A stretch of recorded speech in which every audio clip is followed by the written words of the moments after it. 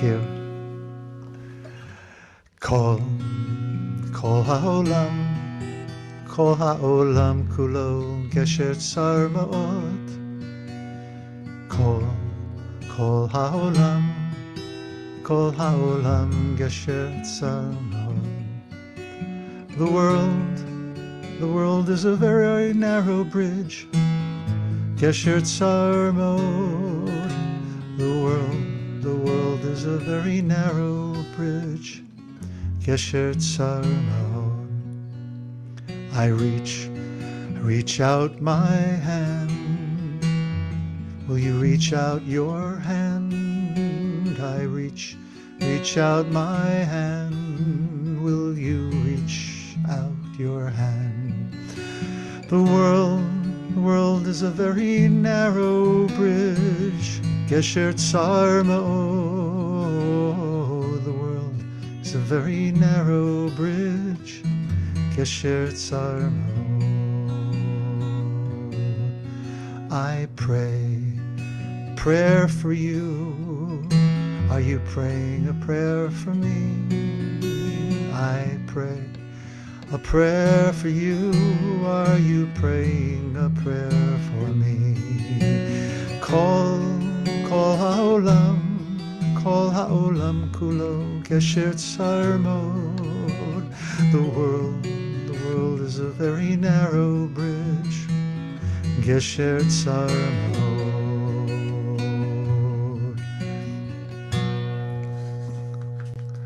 If you lived in peace in your own land, would I live in peace in my own land? If you lived in peace in your own land, would I live in peace in my own land? The world is a very narrow bridge. Gesher tsar ma'od. The world is a very narrow bridge. Gesher tsar ma'od. The world is a very, very narrow bridge. Gesher tsar ma'od. The world is a very, very narrow bridge. Gesher tsar ma'od.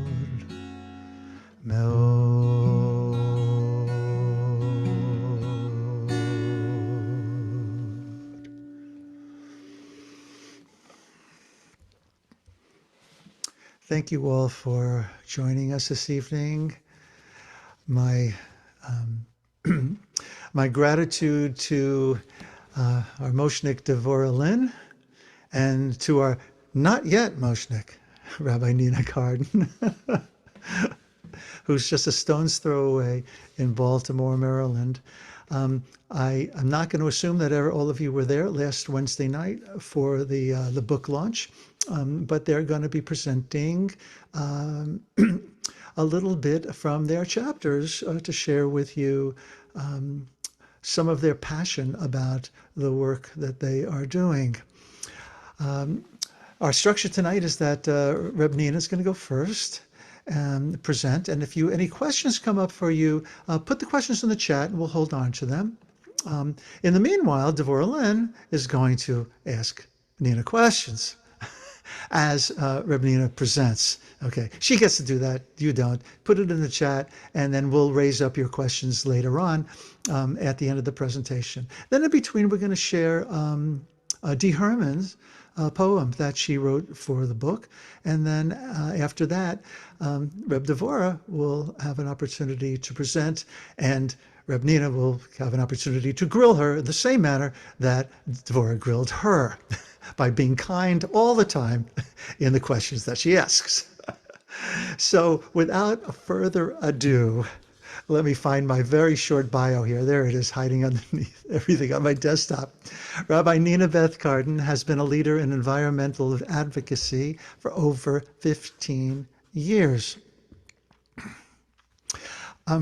She co-wrote with her husband, Rabbi Avram Israel Reisner, the conservative movement's Teshuvah on sustainability, which was adopted unanimously by the Committee on Jewish Law and Standards. And boy, kol hakavod for that, because getting Jews to agree unanimously on anything is an amazing feat in itself. She is currently working to ensure environmental human rights in her home state of Maryland. Please give a Minyan Oneg Shabbat welcome to Rabbi Nina Beth Cardin. Thank you so much. I love it. Yeah, I want to welcome Rabbi Nina as well for joining me tonight to introduce you all. I'm Rabbi Devorah Lynn, if I haven't met you before, at a Moshe Shabbat party. It's backwards. How does that work? We see it right way around. You see it right way. Okay. So last Wednesday, how many of you, did any of you attend last Wednesday's panel discussion? A couple people. Okay, so we have to talk from both those sides. And what we're talking about is that last week we had a panel of 7 people who are locals who have written for this book, The Sacred Earth, Jewish Perspectives on Our Planet. And it contains a collection of 36 or 37 authors who are writing on climate. Many of them very experienced, most of them very experienced in environmental and climate work. And from all aspects. It's divided into several sections. One's on theology, one's on Jewish texts, one's on encountering the divine and sacred time and contemporary responses. And there is also poetry in it as well. And so I invited Nina here to talk about her chapter, which is a very provocative writing about Yeshuv Ha'olam, the Jewish imperative of sustainability. Where do we find it? So Nina, I just to sort of land where we are, I wanted to just ask you what impetus focused you on the environment? You said you've been doing this for about 15 years, is that right? And was there something that moved you at the moment 15 years ago to pursue this? First of all, thank you all for inviting me here. It's wonderful to see you all. And I think I was always an environmentalist, although didn't quite have a word for it when I was in 11th grade at Park School here in Baltimore. A classmate of mine, Elsa Wallman, and I, by the way, that was in the 1960s. You know, I'm 70 years old now, so you can figure out how long ago that was. Join the club.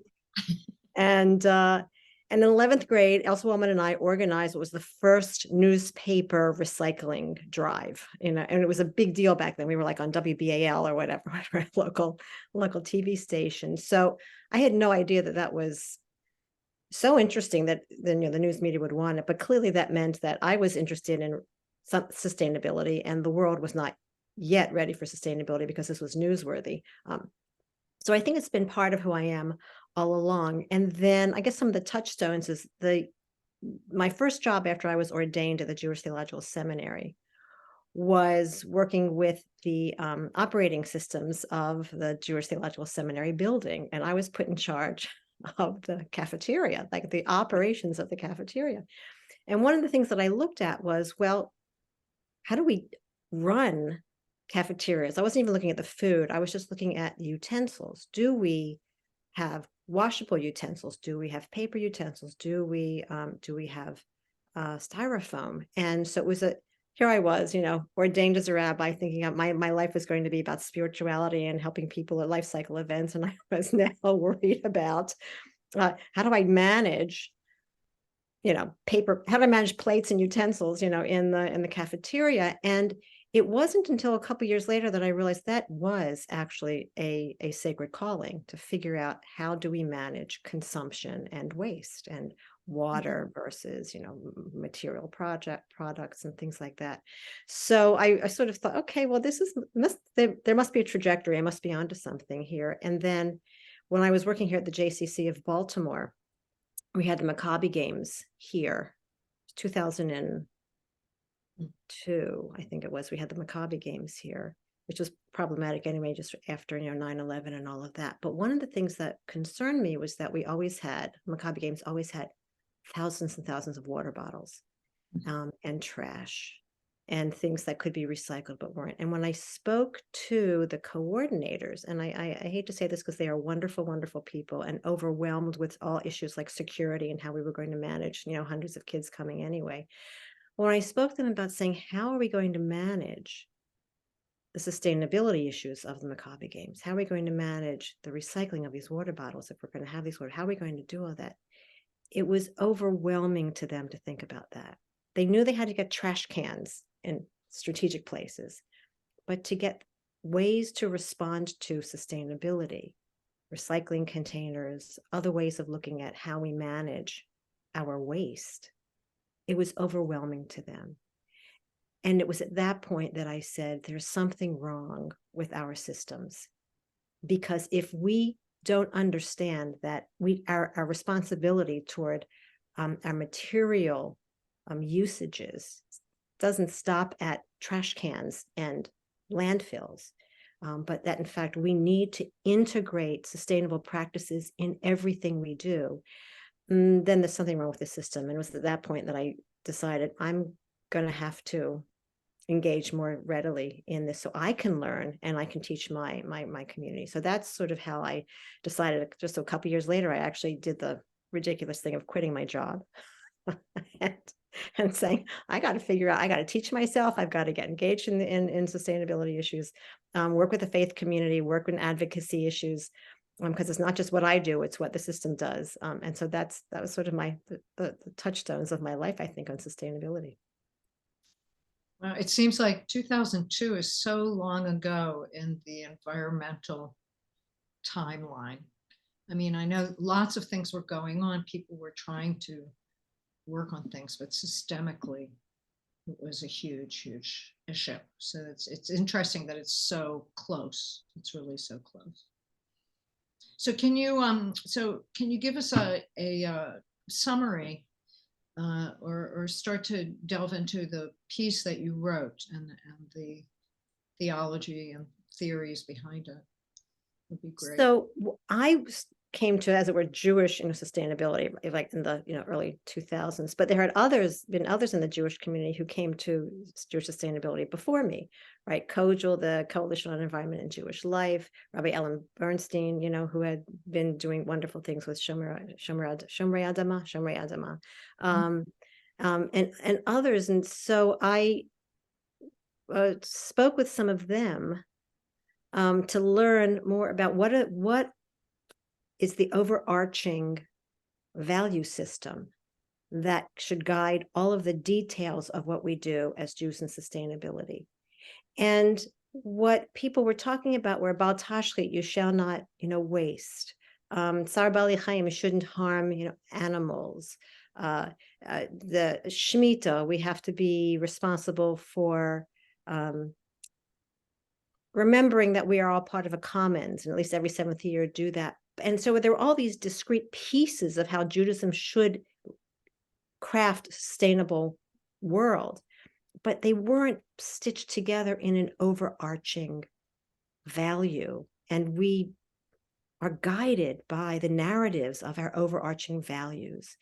And so for years, like really probably 10 or 15 years, I kept asking that question: what's the overarching value that holds all of these discrete pieces together? And 2017 or something like that, the Committee on Jewish Law and Standards of the conservative movement, on which my husband sits, asked, I think in part because of my prodding, who would like to write a tshuva, who would like to write a judicial, as it were, position on sustainability for the Jewish community. And so my husband, being on the committee, said he would, and he immediately turned to me and said, and you're going to help me, Nina, because he was the more halachist, the technical legal scholar, and I was the one more engaged in environmentalism. And that was the question we basically asked ourselves: how are we going to construct this tshuva did we want to do, let's talk about energy, let's talk about land use, let's talk about waste, let's talk about water, right? Do we want to make it encyclopedic? Which, by the way, if we did, it would have been outdated the moment that we stopped, typing, because of the things develop so quickly. Technology develops so quickly, science develops so quickly, discoveries develop so quickly. So we said it's not really what we wanted to do. Was this about 2018 that you started thinking about this? Yeah, 2017? I think we said we were going to write it in 2017. We ended up writing it, and it was voted on in 2019, December of 2019. So it took us about a year and a half to write this. And we said, that's not the way we want to write it. We want to write it to answer that fundamental question. What is that fundamental value that underpins all of our sustainability practices in Judaism? And we looked and we looked and we looked, and I have to give my husband credit. He found it. He found the answer. And as we say, it was an answer hiding in plain sight, because there is a concept in Judaism of Yishuv Ha'olam. We all know Tikkun Ha'olam, right? Tikkun Ha'olam has been translated mostly, never mind the historical aspect of it, but as social action, right? Doing what is right in the social action sphere, making sure that humanity, treats humanity well. But Yishuv Ha'olam is a frame in which Tikkun Olam is embedded. It is we see it as a larger frame, which says we need to create a world that is healthy and inhabitable today and tomorrow. Yishuv Ha'olam. It comes from, that phrase is based on a verse in Isaiah, which says that God did not create the world to be tohu, right, chaos, but rather lashevet yitzara, lashevet from Yishuv, to God created the world to be inhabited. And the tradition calls that Yishuv Ha'olam.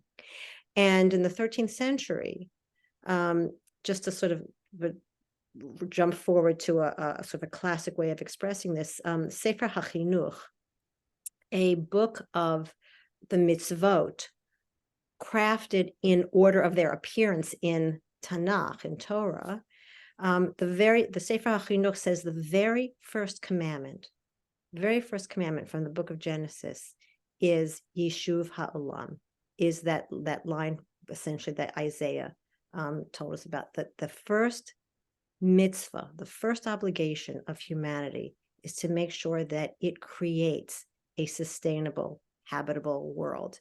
So once we found this what we call a mitzvah, but it's it's an uber mitzvah. It's a mitzvah that transcends all other mitzvot. Once we found this mitzvah of Yishuv Ha'olam, we said, that's it.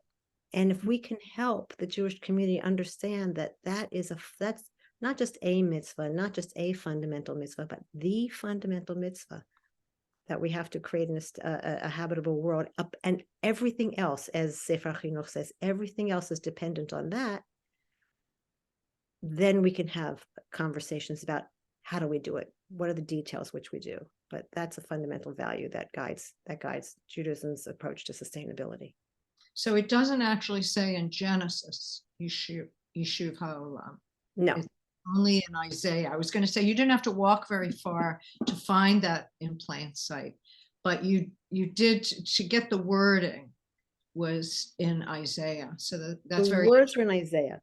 But what Sefer HaChinuch says is that what we say is the very first mitzvah in Genesis, pru or dua ta'art, so that it's going to be fruitful and multiply and fulfill the word. He says it's not about having children.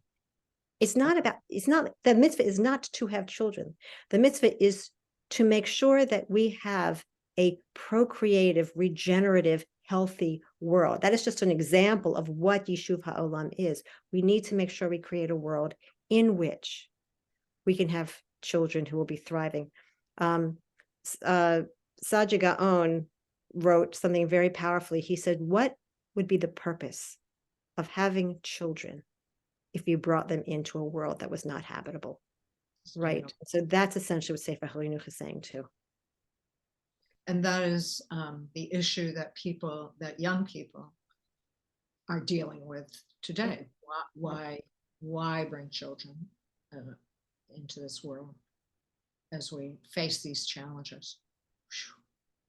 That really is a very different mindset of pro. So can I share my screen? Do I have a? the Absolutely. opportunity to do that? We So can one, arrange, we can arrange for that. so one of the things, once we started looking, once we said, okay, there's Yishuv HaOlam, and once we understood that we were looking at the Genesis stories, then I looked more closely at the Genesis stories, trying to figure out where did we go off the rails, and how do we then craft a narrative that supports Yishuv HaOlam? Because as we all know, storytelling and narrative, guides us. So do I have the chance to share yet? Is it the comparison? Yeah, you want to put that up? Yeah, over here. Oh, super.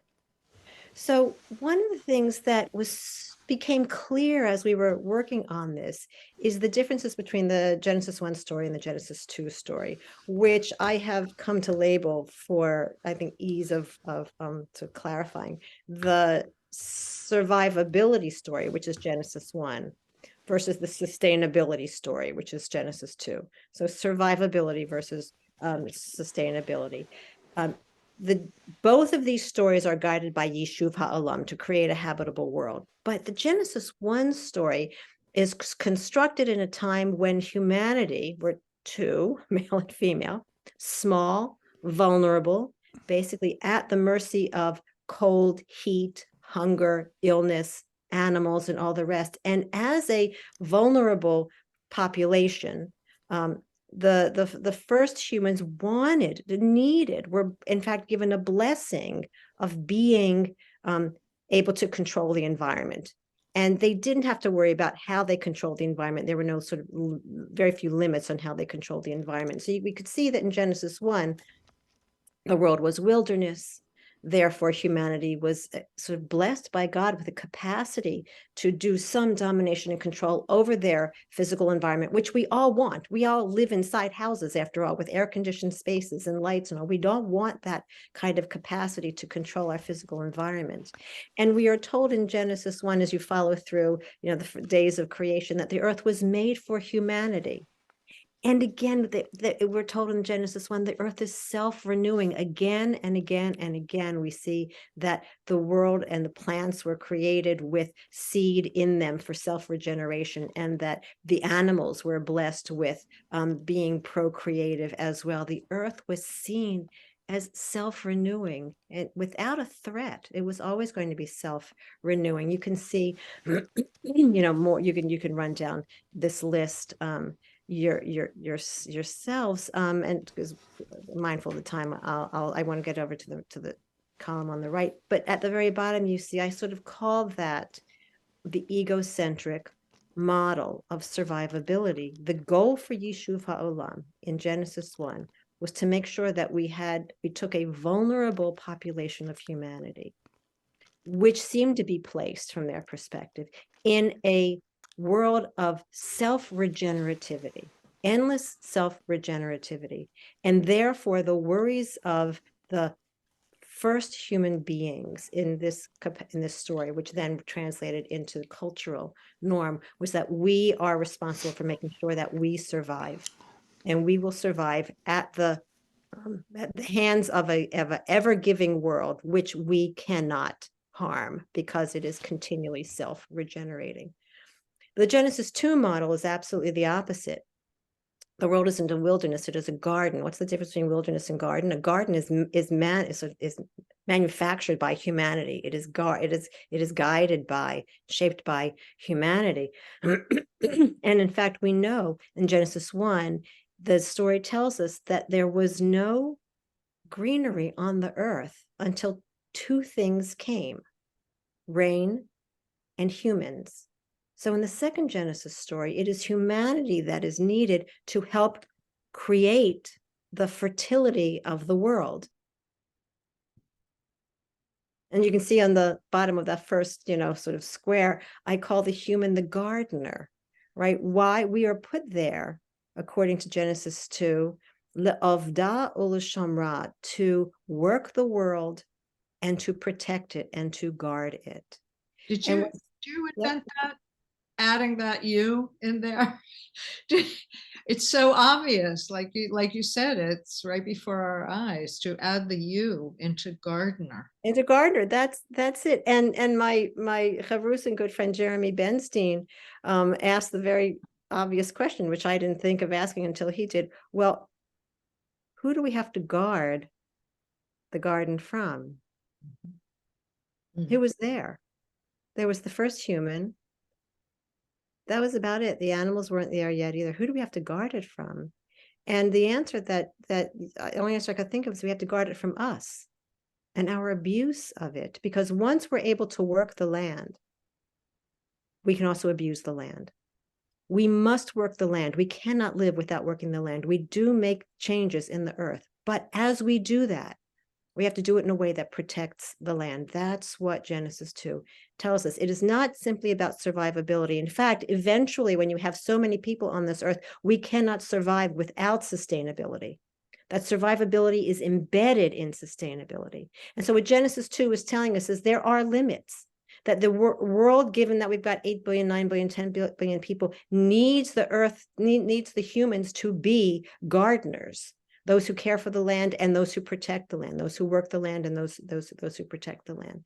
So nature is no longer a commodity solely. It is part of we're part of a community of nature. And it's not just egocentric, as Genesis 1 would have us. It's not just survivability. It is ecocentric. It is sustainability, and we are part of the community of nature. So, okay, I think, and Mark, you can take this down now. But that's so our chapter talked about those two things. One, the concept that Yishuv HaOlam is a fundamental value that incorporates all of our visions of sustainability, and that we interpreted sustainability. We interpreted Yishuv HaOlam in a Genesis 1 way for millennia, because we were vulnerable and we were fearful and we wanted to dominate, and we thought the world was endlessly regenerative because we were also so few as humans to be able to upset the operating systems of the world.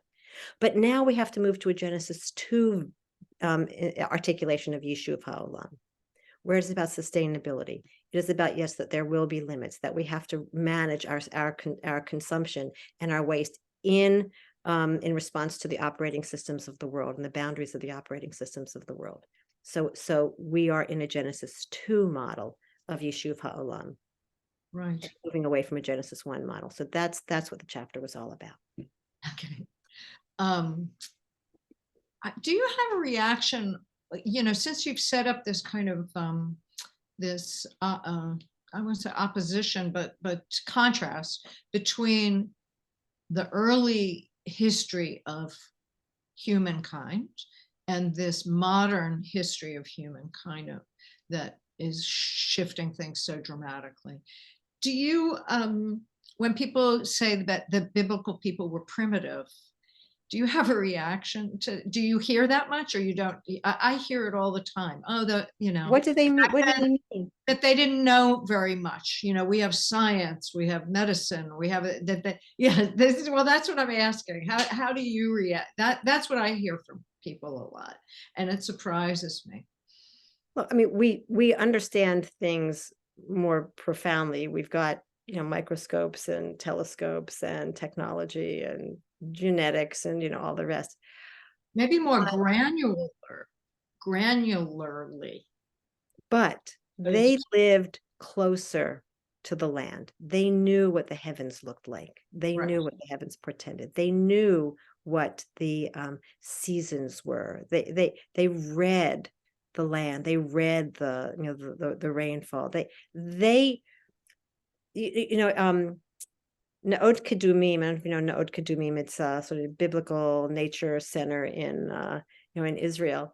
And you read anything about Na'od Kedumim, and they will show us, as they showed me, that we can't understand the prophets without understanding the nature that they lived in. That the prophets used the visions, the metaphors of nature to express their theology, and we miss a bunch of it because we don't understand the metaphors that they were using, because they were so intimately bound to nature and the rhythms and the power and the smells and the flow and the intersections of all aspects of nature. So yeah, so they were not primitive at all. They had wisdom that we have to reclaim. But we agree on that. I just wanted to get your reaction to that. And I wanted to see, oh, there was another question. Oh, yeah. Also, in my piece, I sort of set up that that humankind is both powerful and impotent because of the way we can deal with climate. But now I'm feeling like I should say powerful and vulnerable. That because the impotent implies that we're not self-generate, that we don't have seeds within us that self-generate. But that seems more right. Yeah, and while I usually speak about this in temporal terms, right, that we were small, we were vulnerable, we were much more exposed to disease and all the rest, and hunger and drought, than we are now, and therefore moving from a Genesis 1 model to a Genesis 2 model, which I still think in shorthand makes sense. But as my husband likes to say, how do we then understand the pandemic? And during the years of the pandemic, and certainly the first year of the pandemic, we did pursue a Genesis 1 model. It was about survivability. And we did not worry about the waste of the masks or, the syringes. And we didn't worry about the PPEs and how many of those we were throwing away and how we were, how we were just, discarding them, and what was happening to the earth because of our consumption of material, because we needed to survive. But Did you absent hear, that, did you happen to hear, sorry, did you happen to hear that the reason this book was delayed was because there was no paper to print it on, because it was being used to make boxes for Amazon to deliver stuff to us during the pandemic? That's what Andrew, the editor, Andrew Kahn, told me. Because I I wrote him and I said, was machst du? What's going on? It was we wrote this, I don't remember when we wrote this, but it was starting to get dated. right. And there was a big delay of a year or two or something like that. Yeah, I didn't know that. That is fascinating. And yes, at that time, who was going to say, that's too bad, we're going to have to divert to this book? Because so in those moments when we are dealing with truly a mortal threat to humanity immediately, then we need that Genesis 1 model. But the moment that we can stop that, we need to pivot, as we need to do now, to the sustainability model, because as I said, there is no survivability absent sustainability. So unless you're in that emergent moment, we have to pursue our lives through sustainability, and that's the best way to get to our survivability. So, yeah. It seemed to from Jewish Earth Alliance point of view, that's the organization that I co-founded with Mirla Goldsmith. It seemed like COVID was a wake-up call to climate. It was certainly a wake-up call to civil rights. It was maybe it was a wake-up call to a lot of things that we have been repressing. But it seemed to be also the shift came during the pandemic, where people raised climate from number 50 on their agenda up to 1 or 2. And so that was an interesting phenomenon. Do we Devorah, take a question? yeah, that's exactly. As a matter of fact, there's only one question in the chat right now, so I want to leave it to you, Devorah Lesk, to unmute yourself and ask the question yourself. Oh, okay.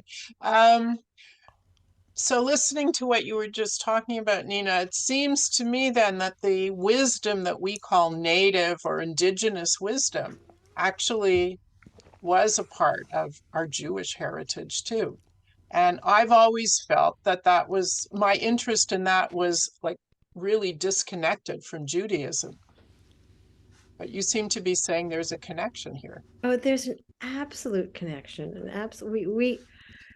When I first started speaking about sustainability in Judaism, and I would get up and I would have like a 15-minute talk about sustainability in Judaism, and I would think that I'm so brilliant and clear and people would understand. The first question was, I don't understand. What's the connection between sustainability and Judaism? What is nature and Judaism, environment and Judaism? We have lived in exile for 2,000 years, and going back to the land of Israel helped the Israelis, I think, reconnect to the land of Israel. Devorah, I don't want to take too much time because I know that we want to give you time, but I just want to say this. When I was in Hebrew school, again, back in the 60s, and we had pen pals in Israel, the pen pals from Israel always included a pressed wildflower in their letters to us. I don't know if any of you had this experience. Always pressed wildflower. Americans we didn't send Israeli pen pals, flowers, which remind me that Israel was always coming back to Israel was coming back to the land. We were a landed people. Abraham was called to the land. We had indigenous knowledge, and our economic system, our philanthropic system, our religious spiritual expression system, all depended on the land. We had indigenous knowledge, which we lost in 2,000 years of exile. And we need to reclaim that. And we need to reclaim, frankly, all the indigenous wisdom around the world to help us respond to the needs of sustainability today, because the Western technology is not the only way to achieve it. And sometimes it's not the way to achieve it at all. And we have to reclaim our indigenous knowledge. Mark, I don't think I asked you how much time you needed at the end. 5 minutes would be great. So let's shift now to you. First of all, let's thank you so much, Rabbi Nina. If you haven't read her chapter, it was in today's email and today's email that went out, right? Because I didn't get it till Monday during the day.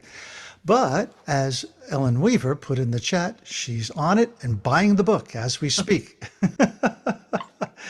And the book is The Sacred Earth, The Jewish Perspectives on Our Planet, and it's from CCAR Press. As a kind of a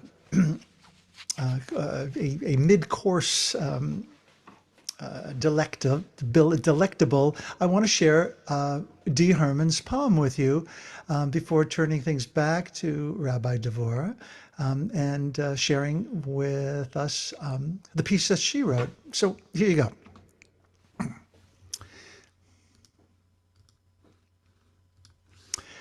Chlorophyll cells, harnessing sun, rain, and soil, gather in community every spring from willowy fronds, unfurl, reveal the fresh-spirited green of youth and the wonder of nature's bounty. Soft and delicate in the warm breeze, feathery ferns congregate beside the dirt road, cozy up to moss and lichen. Wave at chipmunks, squirrels, deer, catch dewdrops on a summer morn and prepare for the cool nights to come. As summer yields to autumn, ferns shed their emerald frocks and, as a last hurrah, take on new hues, harvest gold, amber, rust, before surrendering to first frost, then decay, resting under the blanket of winter. Year after year, century upon century, spiraling through eternity, these ancient plants, bound to earth time, mark their perpetual passage of the seasons with vitality, simple beauty, and grace. Thank you, Dee. She has a way about her. Yeah, wow. Really beautiful. And the seasons go round and round, and the painted ponies go up and down. Rabbi Devorah Lynn, Yes. I need to read your bio here. So Rabbi Devorah Lynn is the most amazing host by inviting us to her pool on the top of her building. Oh, I'm sorry, that's a different bio, sorry. Spent a decade as the Bermuda Rhodes Scholars Director and Spiritual Director of the Jewish Community of Bermuda. That's the same. That's just like amazing. Before being ordained by HUCJR, New York City. She is currently the co-chair of Jewish Earth Alliance, a grassroots network of over 40 Jewish organizations, large and small, calling on Congress to act on climate change. And if you knew all of that about our friend Devorah Lynn, you're lying, because I didn't know all of that. And so, with a round of applause for our very own Moshnik, Rabbi Devorah Lynn. And welcome, Mel, and to Marta, too, who have joined us since we began. I love playing that game, Two Truths and a Lie, because I can say so many crazy things about our life in Bermuda. We were there 15 years, and Fred used to call me the chief rabbi of Bermuda before I was ordained. It was fabulous. It was quite fabulous. So, So do you want me to ask questions? so yeah, so go ahead. Yeah. Well, so turnaround is fair play. So let me ask you, talk to us about your trajectory to that brought you to where you are now in the world of sustainability and Yeah. advocacy. Well, in my autobiography for seminary, I say something like, when I was 8 years old, I used to run across this. I lived across the street from Rock Creek Park, and I used to run across into the park, much to the chagrin of my parents, and sit and give sermons to the squirrels. And I knew I was going to be a religious leader, but I didn't know what kind, because of course there were no women rabbis then. But also I felt great comfort in Rock Creek Park. But I also, as you, growing up in the 60s, 50s and 60s, saw the destruction that was involved in building the suburbs. And I would weep when I saw earth movers pushing down whole forests of trees to build big houses, although they were pretty small houses then. Now they're gigantic. And so very early, I had a sense that there was something wrong with the earth. And I did my best to live sustainably. I remember my father said, he said, when you turn 16, I'm not getting you a car. I guess my sister had bugged him to death. He didn't get her a car either. And I said, oh, well, that's good, because I don't want one. So I was going against I always was going against the grain of, the mainstream of consumption.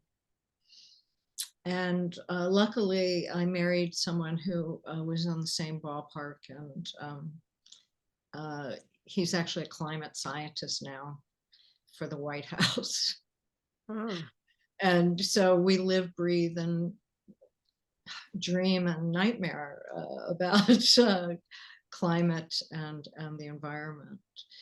And so in Bermuda, it was Elder Hostel then. Most of you remember when it was called Elder Hostel. It's now Rhodes Scholars. I ran a course whose major theme was, whose thread was the delicate balance of living on an island. And the island was a microcosm of living on the earth. And also we lived on a laboratory that focused on climate change and oil spills and hormonal disruptions. So the whole laboratory was involved in that kind of work. So I have a background in science as well.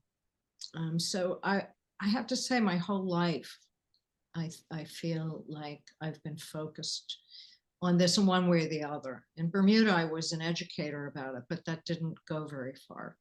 And I shifted, Mirala Goldsmith shifted me to be a political person, which is really over my pay grade. I've learned everything from her on how to be an advocate legislatively. So before we get to your chapter, talk to us a little bit about your efforts to motivate the Jewish community to get engaged in environmental actions, including advocacy. Yes. You were talking about the organization Shomrei Adama, Co-Eagle, and Jews were very active in environmental issues, but they were individual and community wide, basically. I really don't know the history. I was overseas in the 80s and 90s, so I don't really know what was going on too much here in the States. But when I came back to DC, and Mirala Goldsmith moved to DC. She had been an advocate in Boston and New York. She said to me, "We're in DC. Why aren't we going to Capitol Hill?" And I said, "I don't know, let's go." And so these organizations have been focused on doing things individually, like getting rid of styrofoam, recycling, maybe getting some solar, doing rain gardens, that kind of thing. But in doing this political work, I have been finding out not only that the fossil fuel companies use the same ad agencies as the cigarette companies to convince people that they weren't culpable. Mm-hmm. Not only that, but they also, I think it was BP that started the public service announcements about us doing things individually, like recycling. And it was a way to deflect from the gigantic systemic changes that had to be made if we were going to make a dent in this problem, this challenge, existential challenge. And so that shifted me into this political mode of going and to Capitol Hill and getting, so your question was about engaging Jews. And yes, there were lots of Jews who were engaged in environmental work, but we wanted to shift them to climate work. Or some of them to climate work, because some still had to work on getting solar panels on roofs. And what we do at Jewish Earth Alliance is we make it easy to get people to communicate with their members of Congress. And we only do federal, we don't do state, because a lot of Jewish organizations are doing state stuff, as you well know. But nobody was really had an eye on the federal. So that was a big shift. And yeah, why am I in DC, Yeah, why waste a good opportunity? Yeah, I was raised in a very apolitical family, because DC people were either very political or they were apolitical. My father owned a jewelry store, so he didn't want to piss off his customers. So we didn't discuss politics. So let's go to your chapter. You chose to write about the second paragraph of the Shema, which in the Reformed tradition had been excised from the liturgical canon in the 1890s. Talk to us about why you chose that second paragraph. What was the controversy around that paragraph, and why you are advocating to reclaim it? Yes. So it is kind of fun. I sent the editor, Andrew Kahn, said, please send me a list of articles you might want to write. So I sent him a list, and that's the one that he picked. And some of it was balancing what other people had written and that kind of thing. And I said, well, that's good, because I can write on something that I've been really angry about for a long time. That unfortunately, when they were just writing Mishkan Tefillah, I went to seminary very late, and I was just graduating as they were getting that going, or they were about to publish Mishkan Tefillah, which is the most recent edition of the Reform Siddur. Because if I could have gotten on that committee, I would have definitely fought to have this second paragraph. And I have to say that it is not in the Moshe Siddur either. Can you read that Yes. paragraph? Yeah, let me read that, because many people don't know it, because it is not in the tradition that they follow. So just for that, Devorah, Scott and I are going to put it into the Moshe Siddur 4.0. Okay, good. So it goes like this. If then you obey, this is a translation, obviously. If then you obey the commandments I enjoin you this day, loving the eternal your God and serving God with all your heart and soul, I will grant the rain for your land in season, the early rain and the late, You shall gather in your new grain and wine and oil. I will also provide grass in the fields for your cattle, and thus you shall eat your fill. So it's a real if then. If you do this, then rain will come in season. Take care not to be lured away to serve other gods and bow down to them, which is familiar from the first paragraph. The Vilhata, for the Eternal's anger will flare up against you, shutting up the skies, so that there will be no rain, and the ground will not yield its produce, and you will soon perish from the good land that the Eternal is assigning to you. Therefore, impress my words upon your very heart, bind them as a sign on your hand, let them serve as a symbol on your forehead, and teach them to your children, reciting them when you stay at home, when you are away, when you lie down, when you get up, and inscribe them on the doorposts of your house and on your gates. This part is all very familiar, to the end that you and your children may endure in the land that the Eternal swore to your fathers to assign to them as long as there is heaven over earth. So the it's funny because I sent my paper to another member of my steering committee for Jewish Earth Alliance, Amy Finkelstein-Dick, and she sent me a summary that I couldn't have said it better myself.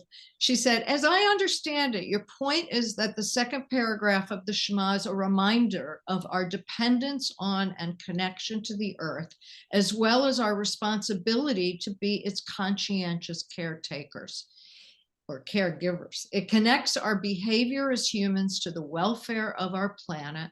For this reason, you think the second paragraph should be incorporated into and highlighted in progressive Sidurim. I think you are wise to point out that eliminating this paragraph loses more in messaging than it gains in brevity.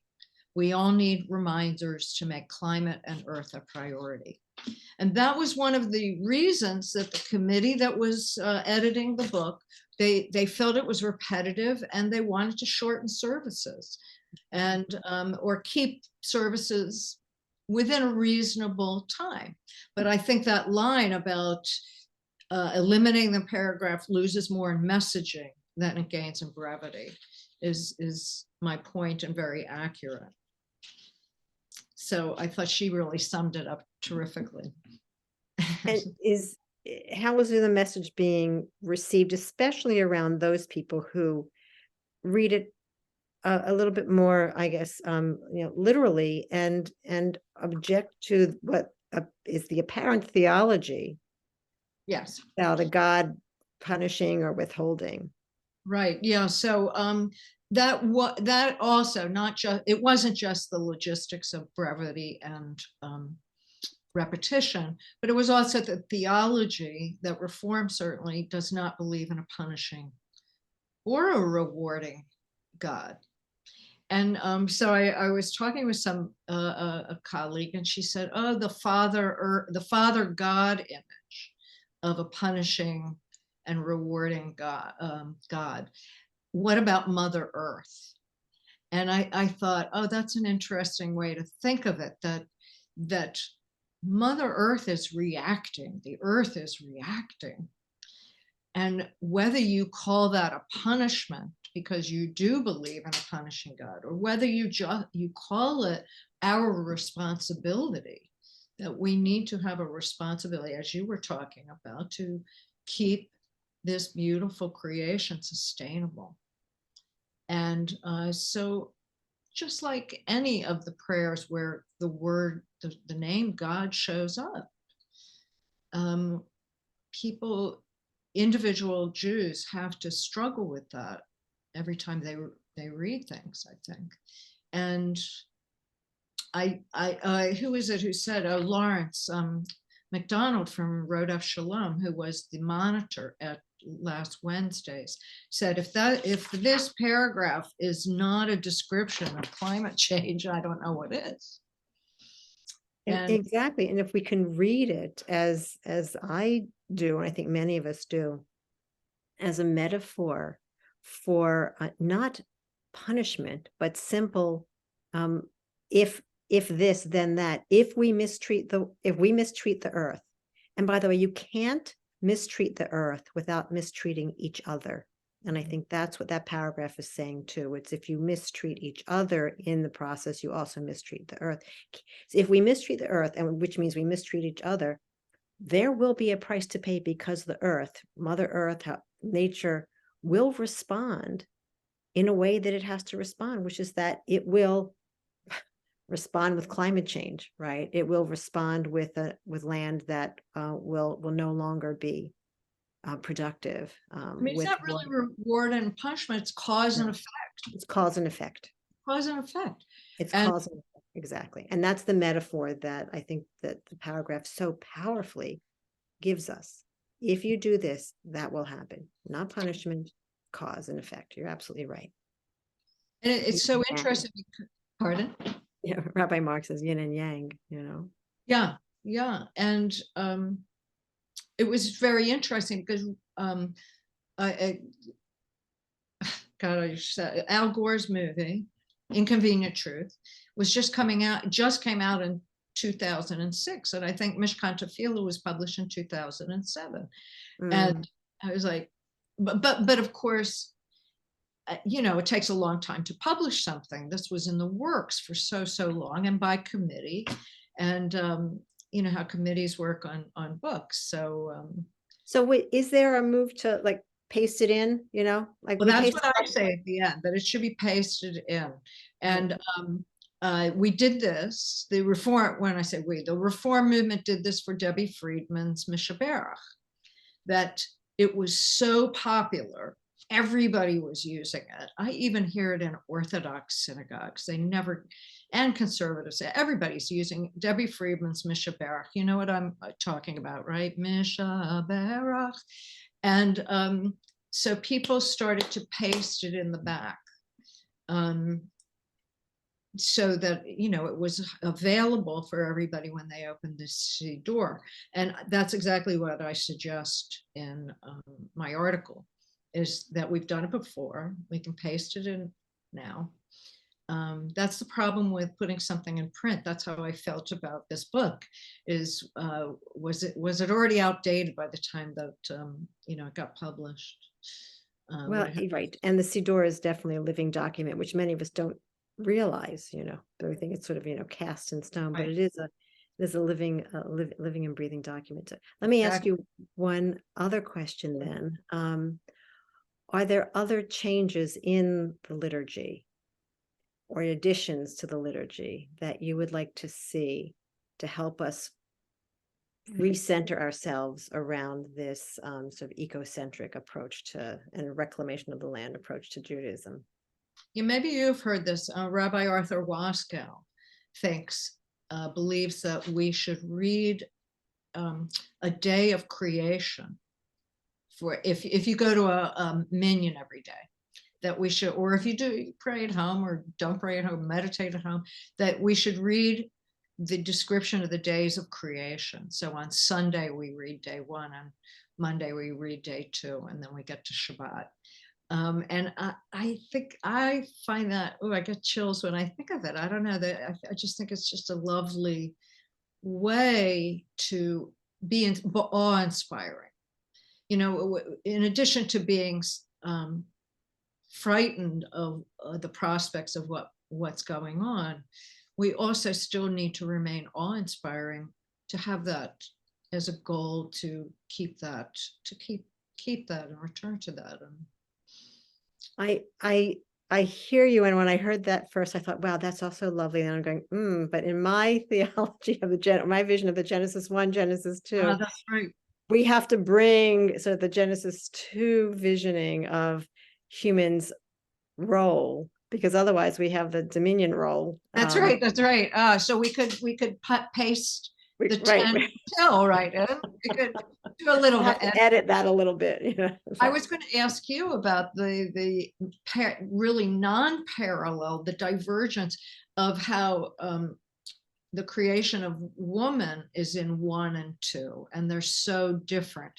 In 1, which most people don't know, an earthling, an Adam was created, an earthling, as Arthur Waskow calls, with, you know, like a Janus, is that what it's called? It's sort of a multi, a bifurcate.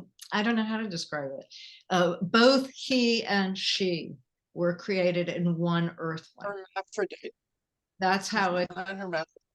Pardon, Deborah? What'd you say, Devorah? Hermaphrodite. Yes, Hermaphrodite. a hermaphrodite. And then in the second one, that's the rib, the rib story, where man dominates women, man dominates woman. And so I'm just, I wish we could switch those, right? We could put.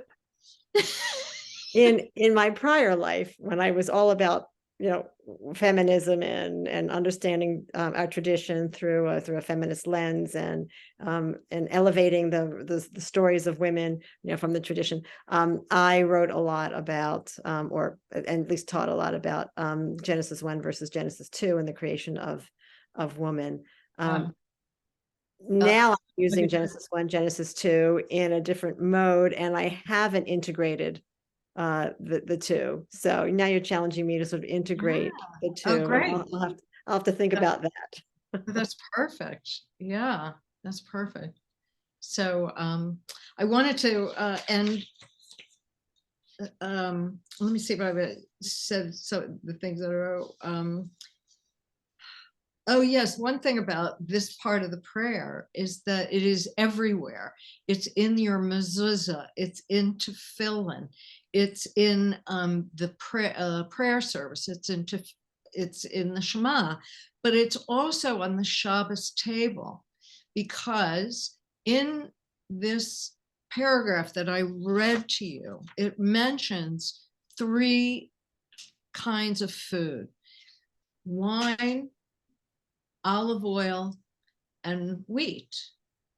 And that's what we have at our Shabbos table every Friday night. We don't use olive oil candles in general, but we are using, some of us are using beeswax candles.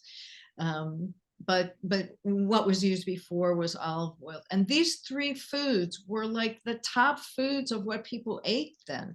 It was their food groups. It was carbohydrates, sugar, hydration from the wine, because like Johnny Appleseed, you know that story, that the apple juice was really apple cider. It was a hard cider because water was not reliable and could make you sick.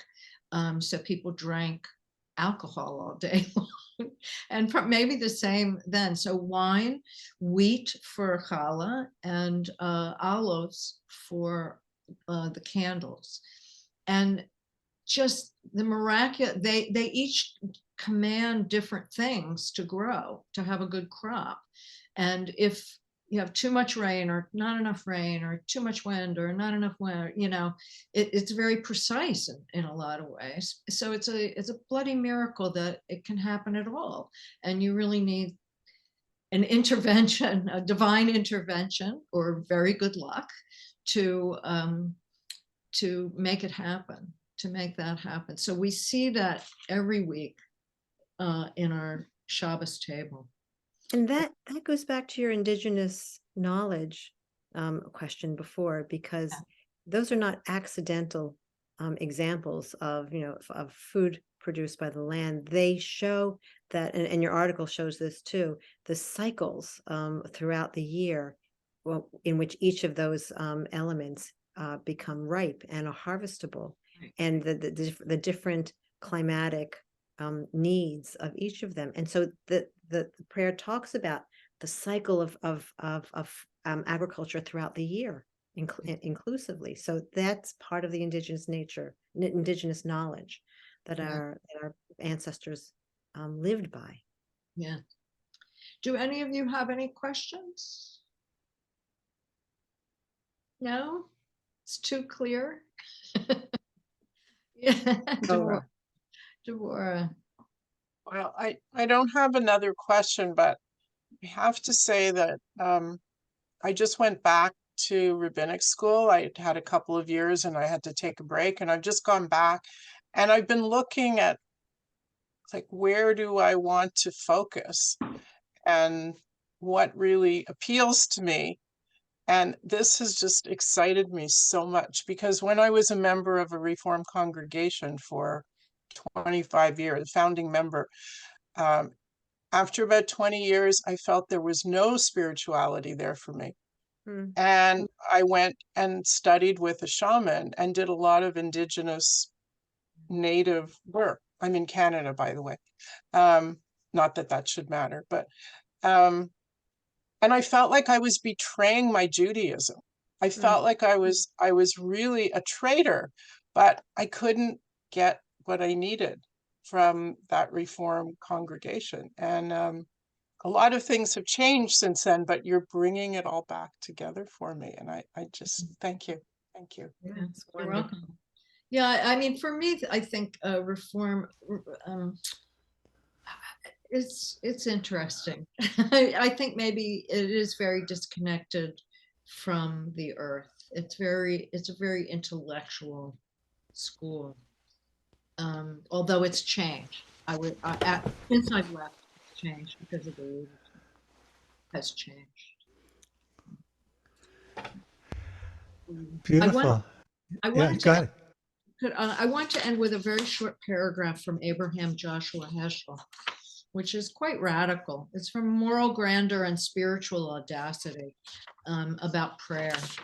And he says, prayer is meaningless unless it is subversive, unless it seeks to overthrow and to ruin the pyramids of callousness, hatred, opportunism, and falsehoods.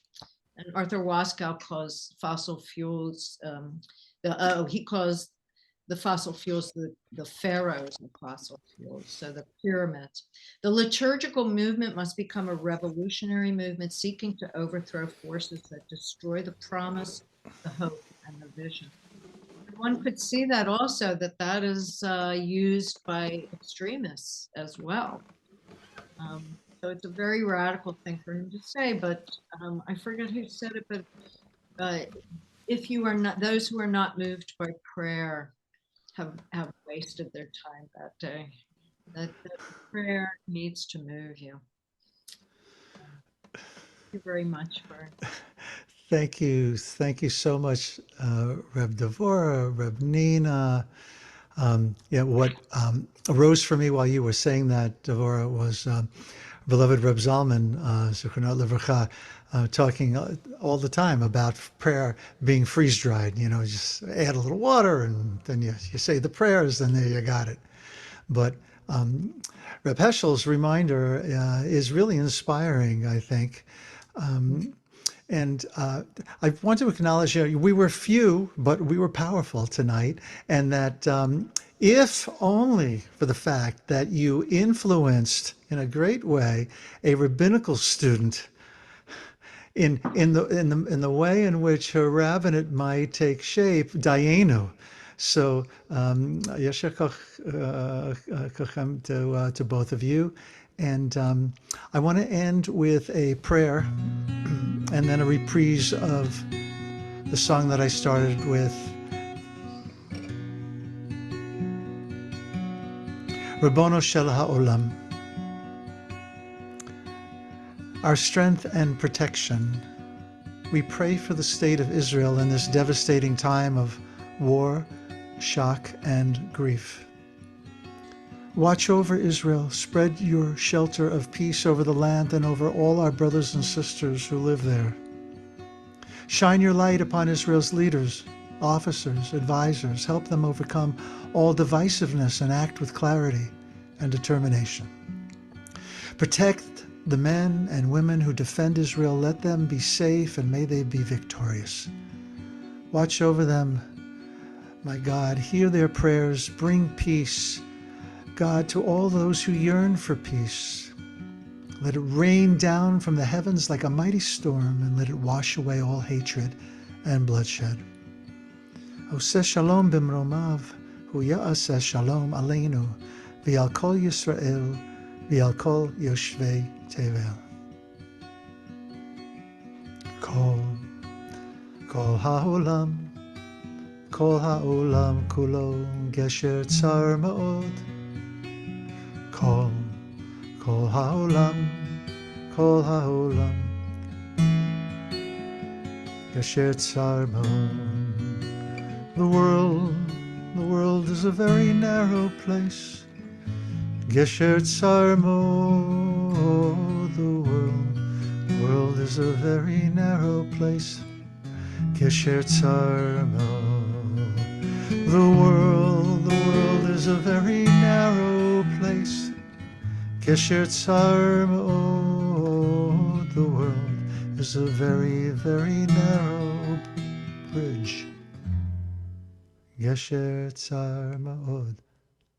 Ma'od.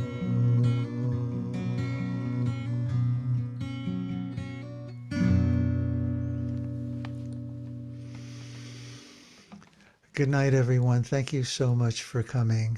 And we thank our guests again for shining a real bright light and inspiring us. Thank you, Rev Mark, and your music is just gorgeous. Just gorgeous. Goes right to the soul. Thank you. You are very welcome.